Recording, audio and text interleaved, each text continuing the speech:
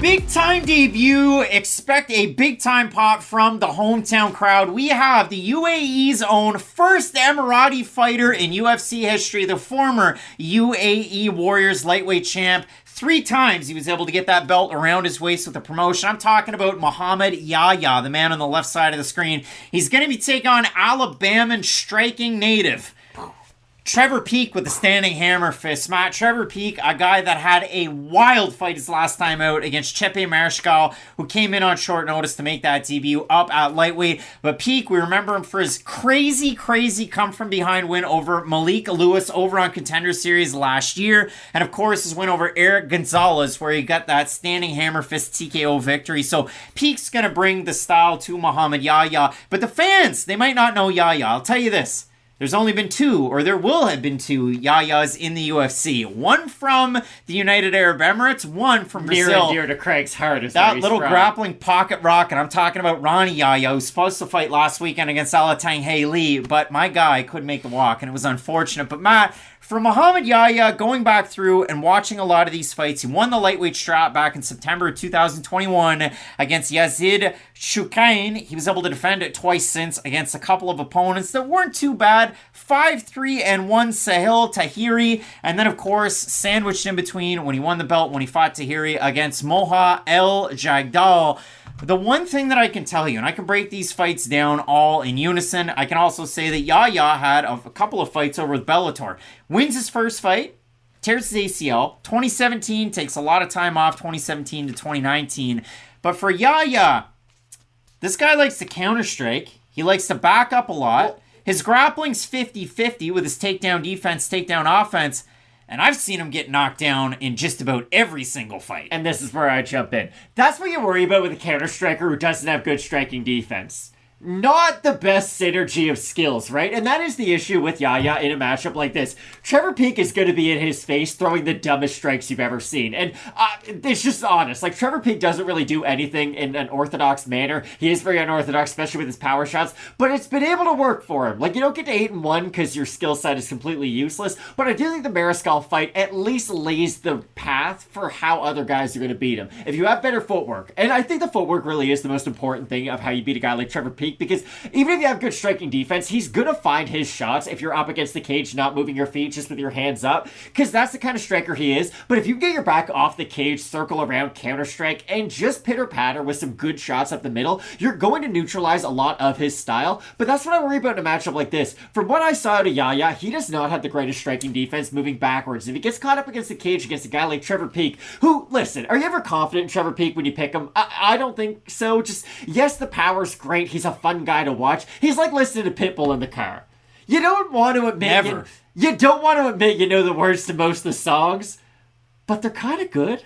I'm kind of here for some Pitbull tracks, I'm not going to lie. And that's what Trevor Peek is. You don't look at him and think, hey, we're going to teach the next version of the up-and-comers how to fight like Trevor Peek, but his style is very fan-friendly. For me, it's a little bit of that Mark McGrath and the Boys from the early 2000s. Every morning there's a halo.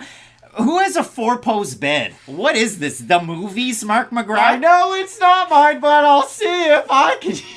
But when you look at Muhammad Yahya, Matt, going back and watching the fights, again, his last time out against 5-3-1, Suhail Tahiri, weighs in at 155.9 pounds. His fight before that, 155.9. Why are we getting title fights if we don't weigh 155 pounds? And against his opponent, who was... What's turned into Jiminy Glick? El Jagdal. His opponent, El Jagdal, had weighed in at 158, so he missed weight in the title fight.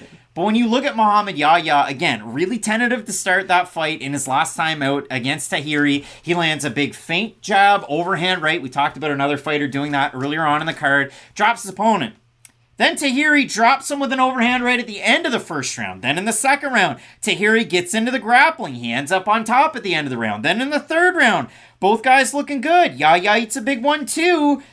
I had the first round, the second round, the third round for Tahiri, and then in the fourth and the fifth round, it's kind of 50-50. I guess Yahya won them. I just love the thought of you watching the fight being like third round, looking good.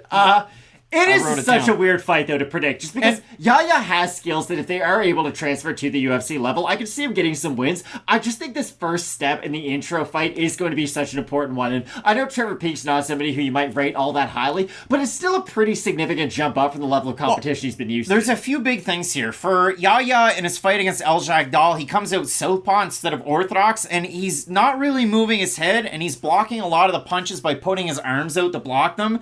We'll see how that works out in the UFC. Forget about the Peek fight, just in the UFC. He trains and fights out of TK MMA. Coach is Tam Khan. And on the website, you see Habib Nurmagomedov, Hamzat Shamaev, and Andrew Tate. There's a lot of questionable things that people associate themselves with on this card in specific. I'll talk about that when I get to the Hamzat Shamaev fight. A lot of pictures of Ramazan Kadyrov. That's bad. But when it comes down to this fight for Trevor Peek, Matt, he did an interview with JHK All-Star MMA.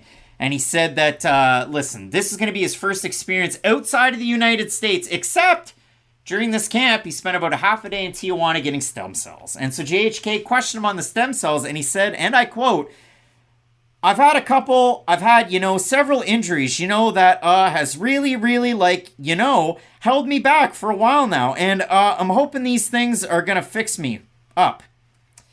Yikes. So Trevor Kurt Peek... Angle won a gold medal with a broken neck. Yeah, but Trevor Peek also touched on the fact when he's talking to JHK that he was injured going into the fight against Chepe Mariscal, couldn't really beat those demons. The last camp, he just wasn't really the same, and he did a lot of swimming and a lot of running to get ready for the fight, and it was only 3 weeks into the fight where he got into his sparring. I was also surprised because Peek talked about it with Agoji Combatives before his last fight against Mariscal, that he had a big-time 185er that he trained with to get the wrestling in. That was Torres Finney. Finney fought on Dana White's Contender Series last week, week 10, against Dana White's looking for a fight vet, a guy that they featured on that episode in Yuri Panfarov. Torres Finney finished him. 46 people from that fucking show got contracts, and Torres Finney didn't fucking get a contract. You wonder why, and this is a sidebar, there's going to be a little retirement from Fight Night Picks. I fucking hate that this many fucking people are on this stupid fucking roster, and that people that deserve contracts don't get it. They swelled the roster, and they love having these stupid fucking Apex cards. But that's neither here nor there. Sidebar over. Matt, when I look at this fight, the odds basically pick him. Trevor Peek swings like a wild man. I thought I was gonna be right the hipster and say, Trevor Peek underdog and pick him. That might kind of give away where I'm going. He's favored. I was surprised to see where the odds are. People watch with their eyeballs to see what Muhammad Yahya brings into the cage. But again, being the hometown guy and getting the rub from the fans, even though Trevor Peek's fan favorite, we look at the Topology votes. Sidebar. Well, no. Surprised us there. How many sidebars do you got? I'm gonna say over under 70% Peek. I'll say under. And it's under, and it's the opposite. So Yahya does command that respect with the fans. 1,156 total votes, 55% Yahya, 75% have to win a decision. For the 45% that have Peek, 80% by knockout. You remember Trevor Peek getting that win over Kama Worthy on the regional scene to end up on Contender Series. That's definitely a good name to have on your resume. When you look at Peek, big early first storm. And when you look at a guy like Yahya, look at his 3 losses, all of them by finish. And you can go back and watch his fight against Dave Collins, where end of round 1, Collins looks like he's going to get the finish. Throws a left hook, knocks him down. Second round, left hook, knocks down Yahya, then submits him. Muhammad Yahya is hittable, and he gets knocked down a lot, even in the fights that he wins against less than stellar guys. But I don't have a strong read on this fight because neither one of these guys is blue chip caliber. I have Trevor Peek, but saying that he's probably going to lose like a 30-25 decision, just because it's one of those weird fights where anything could happen. I'm going to go with Trevor Peek in the fight. Again, Muhammad Yahya, champ from another organization, hometown guy of UAE. But Trevor Peek swings wild and lands those big hooks, and Muhammad Yahya does not have the greatest striking defense. So again, a really tricky fight if you're trying to offer up a pick on this one. Let us know down below in the comments section who you have. Some big-time fights on this card, including Hamzat Shamaev, who's going to be fighting Kamaru Usman. You're not going to want to miss it. Keep it locked in with Fight Night Picks, we always say. Let's get into it.